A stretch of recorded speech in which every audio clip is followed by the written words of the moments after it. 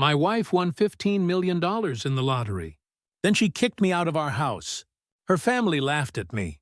But what they found out in court shocked them all.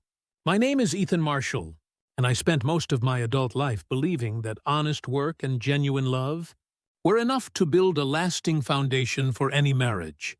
I was born and raised in Austin, Texas, in a neighborhood where people measured a man's worth, not by the size of his bank account or the prestige of his family name, but by the calluses on his hands and the integrity of his character. I carried those values with me into my career as a project engineer, working long hours under the Texas sun to ensure that roads and bridges could withstand whatever time and weather threw at them. My salary was respectable without being extravagant, hovering just under $90,000 a year.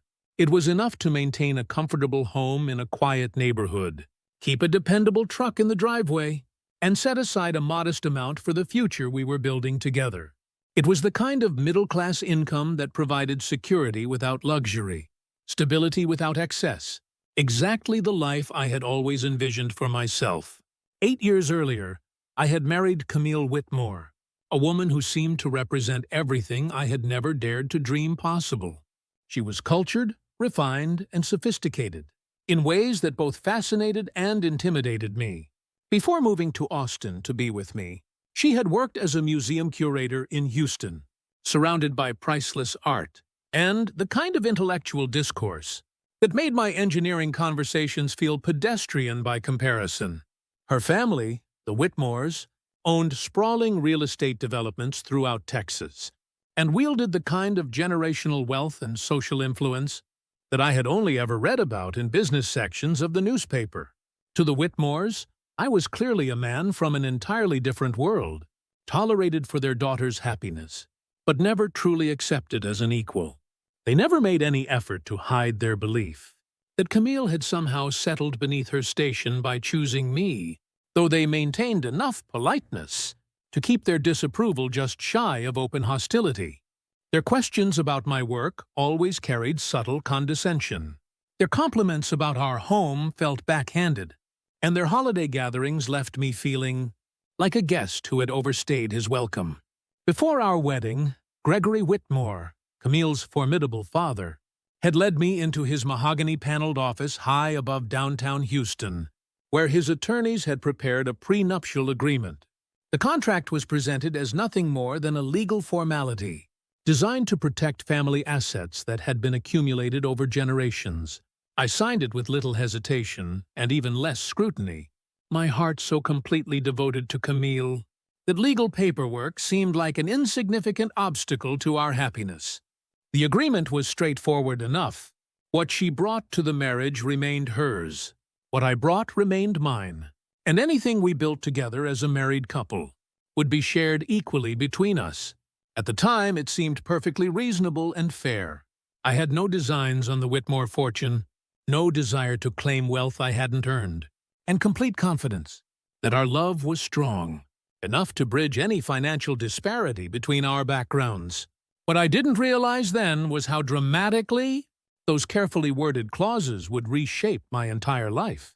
When fortune finally smiled upon us, or seemed to, Camille had always played the lottery, with the kind of ritualistic devotion that some people reserve for church attendance or morning coffee. Every Tuesday and Friday, she would drive to the same corner store and purchase tickets using the same sequence of numbers, family birth dates, anniversary dates, and what she called her lucky combinations that had accumulated meaning over the years of our marriage. I used to tease her gently about this habit, watching her carefully fill out the numbered bubbles with the precision of someone taking a final exam. She would always smile and tell me that someday those numbers would change our lives, a prediction I indulged with the fond skepticism of a man who preferred to build his future through steady work rather than chance. In October of last year, her unwavering faith in those numbers transformed from hopeful ritual into stunning reality. The winning announcement came on a Thursday evening, while we were having dinner, the television playing softly in the background, as we discussed weekend plans and upcoming bills. When the numbers were called, Camille went completely still, her fork suspended halfway to her mouth, her eyes locked on the screen, with an expression I had never seen before. She won $15 million, a sum so enormous that it took several minutes for either of us to process it. After federal taxes and state deductions were calculated, the actual payout settled at just over $10 million, still an amount that dwarfed anything we had ever imagined possessing. That first night, I felt a strange mixture of disbelief, excitement, and vertigo, as though the ground beneath our modest life had suddenly shifted into something completely foreign. I found myself mentally cataloging all the possibilities this windfall represented: paying off our mortgage entirely, launching the small engineering consulting firm I had always dreamed about, traveling to places we had only seen in magazines, and perhaps most importantly, securing a financial future that would allow us to focus on building the family we had been planning. For a brief, intoxicating moment, I believed that this lottery win was a shared miracle, a sudden expansion of every dream we had nurtured together throughout our 8 years of marriage. I imagined us sitting down with financial advisors, discussing investment strategies, and making decisions as the partnership we had always been. The money felt like validation, as though our patient, steady approach to building a life together had somehow been rewarded by the universe itself. That beautiful illusion began dissolving almost immediately.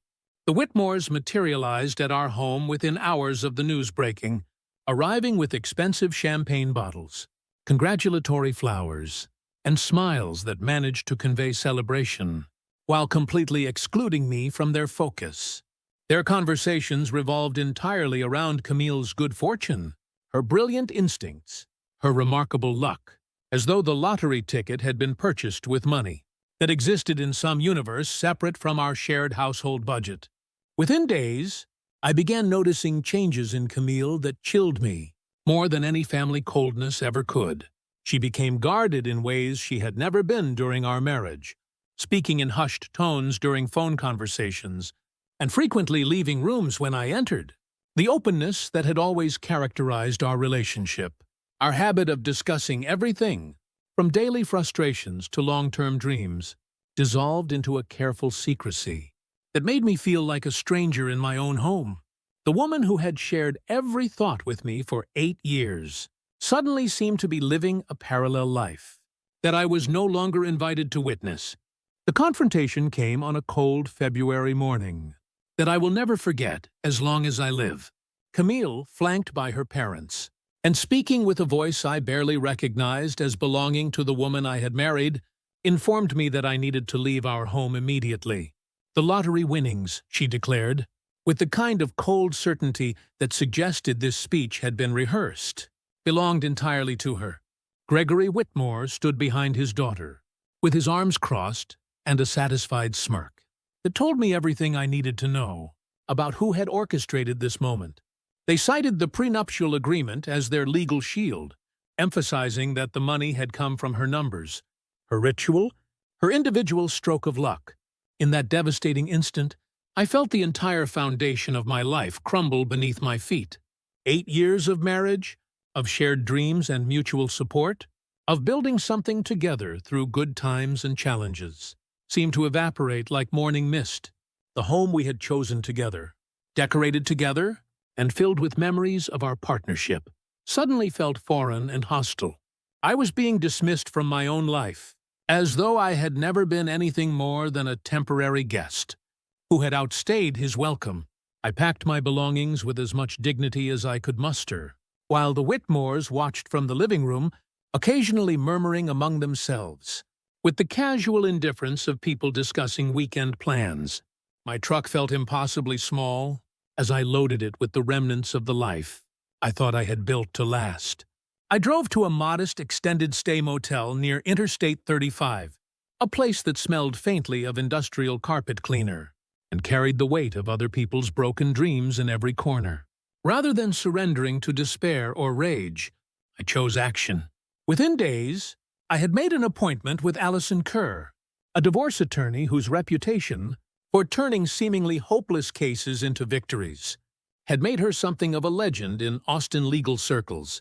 Her retainer fee consumed a significant portion of my savings, but I understood that this was an investment in justice, rather than an expense I could afford to avoid. Allison examined the prenuptial agreement with the methodical patience of a surgeon, her experienced eyes scanning every clause and subsection for weaknesses that less careful readers might overlook. After what felt like hours of analysis, her expression brightened, with the kind of quiet triumph that comes from discovering exactly what you hope to find. She pointed to a specific clause, buried deep within the document's legal language, that the Whitmores, in their arrogance and overconfidence, had apparently forgotten existed. The contract explicitly stated that any prizes or winnings acquired during the course of our marriage would be treated as shared marital property, subject to equal division between both spouses.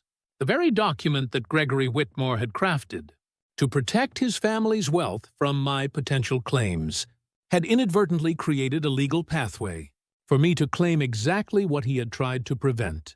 Their attempt to build an impenetrable wall around their fortune had instead constructed the very bridge that would allow me to cross over and claim my rightful share.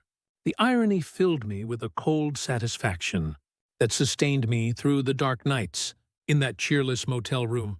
The Whitmores had been so focused on protecting what they already possessed that they had overlooked the implications of what might be gained during our marriage. Their own legal strategy would become the instrument of their downfall, and I realized that sometimes the most devastating victories come not from attacking your enemies, but from allowing them to defeat themselves through their own hubris and short-sightedness. By spring, our case had reached the Travis County Courthouse, and what had begun as a private family dispute had transformed into a public spectacle that captured the attention of local media outlets, hungry for a David versus Goliath narrative.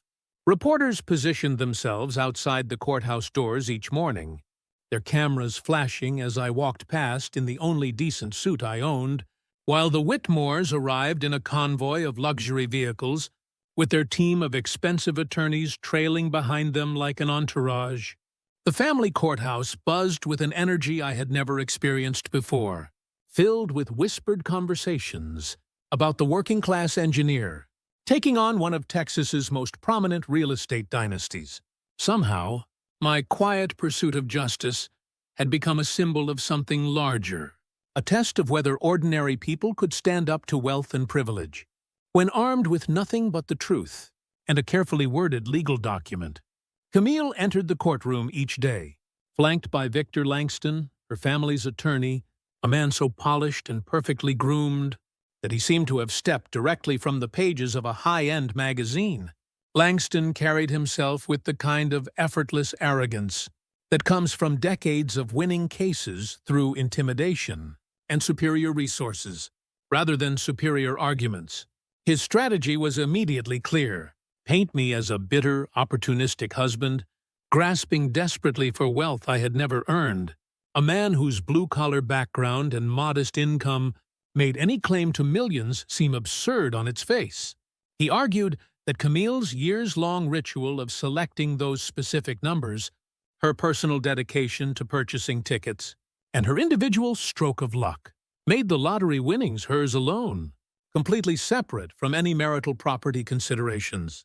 His presentations were theatrical and compelling, designed to make the court see me as a man, trying to steal money that belonged rightfully to someone else. But facts, as I had learned throughout my engineering career, are remarkably stubborn things that resist even the most polished attempts at manipulation. Allison countered Langston's emotional appeals with a methodical presentation of documented evidence that told a very different story. She produced years of bank statements showing lottery tickets purchased consistently from our joint checking account, records proving that Camille's lottery funds had been commingled with our shared household budget, and, most devastatingly, the prenuptial agreement itself, with its crystal-clear language, declaring prizes and winnings to be marital property. Piece by piece, document by document, she dismantled the carefully constructed illusion that the Whitmores had attempted to create around their claim of complete separation. Between Camille's winnings and our marriage, the evidence painted an undeniable picture of a lottery habit funded through marital resources and legally covered by the very agreement Gregory Whitmore had insisted upon to protect his family's interests. I sat silently throughout these proceedings, watching Camille from across the courtroom and marveling at how completely she had transformed from the woman I had married into someone I barely recognized. Her rigid posture, her defiant expressions, and her unwavering support for arguments that contradicted 8 years of our shared financial life revealed a person whose loyalty had shifted entirely to wealth and family prestige rather than truth or justice. The trial stretched across multiple days, each session peeling away another layer of the Whitmores' pretense and revealing the fundamental weakness of their position. Even Langston, despite his reputation and expertise, began to stumble as the weight of evidence mounted against his client's claims, ultimately filing documents that inadvertently acknowledged the lottery winnings as marital property subject to division. Judge Meredith Alvarado presided with measured patience, the kind that comes from years of seeing through legal theater to reach the truth beneath, her steady gaze cutting through performance and posturing to focus on facts and law. The ruling came on an overcast April afternoon that will forever remain etched in my memory as the moment when justice finally spoke louder than wealth and privilege. Judge Meredith Alvarado's words were delivered with the kind of measured deliberation that comes from years of careful consideration, each syllable carrying the full weight of law and reason. She declared that the prenuptial agreement was unambiguous in its language.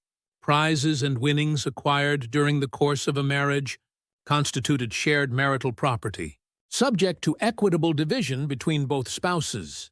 The lottery winnings, having been purchased consistently with funds from our joint checking account and commingled with our shared household budget throughout our 8-year marriage, fell squarely within this legal framework, regardless of who had physically selected the numbers or purchased the tickets. Half of the net proceeds, approximately $5 million after taxes and legal fees, were awarded to me as my rightful share of what we had built together as a married couple. As the gavel struck the judicial bench, with its final decisive sound, I experienced a wave of profound calm that washed over me like nothing I had ever felt before. This victory represented far more than financial compensation. It was validation that dignity, persistence, and truth could indeed outlast arrogance, manipulation, and inherited privilege. The months of sleeping in that dreary motel room, eating take-out dinners alone, and wondering if I would ever see justice done, had culminated in this moment of complete vindication. Across the courtroom, Camille's tears flowed freely as she reached for her mother Margaret's trembling hand, while Gregory Whitmore sat frozen, with the stunned expression of a man watching his carefully constructed fortress crumble from within. The family that had dismissed me as a gold-digging opportunist now faced the reality that their own legal strategy had provided the very foundation for my victory. The aftermath unfolded with swift and decisive consequences. Camille was forced to liquidate the luxury vehicle she had purchased, forfeit the substantial deposit she had placed on a downtown penthouse overlooking Lady Bird Lake, and sell the designer clothing and expensive jewelry she had accumulated during her brief reign as a lottery winner. The lifestyle she had embraced so eagerly crumbled as quickly as it had been built, leaving her to confront the reality that half of her windfall now belonged to the husband she had so callously discarded. I took my settlement and invested it in something that reflected my values and provided genuine meaning to my life. I purchased a small construction company from a retiring contractor and dedicated the business to building affordable housing throughout Central Texas, providing families with the kind of stability and security that I had once taken for granted. The work was demanding and sometimes frustrating, but it connected me to something larger than personal wealth, the satisfaction of creating homes where people could build lives of their own. Camille retreated into the protective embrace of her family's real estate empire, accepting a modest management position under her father's direct supervision, and working for a salary that, while comfortable, represented a dramatic fall. From the heights of lottery winner to employee dependent on family charity, the Whitmores severed all contact with me completely, which I regarded not as punishment, but as liberation from people whose values had proven fundamentally incompatible with my own. In the quiet years that followed, I often reflected on the strange journey that had transformed betrayal into freedom and disappointment into opportunity. What began as the most painful chapter of my life had evolved into something I could only describe as liberation. The discovery that true wealth lies not in the size of your bank account, but in the integrity of your character and the peace that comes from living according to your principles, rather than other people's expectations. Thank you for being here. Don't forget to subscribe, and feel free to share your story in the comments. Every voice has value,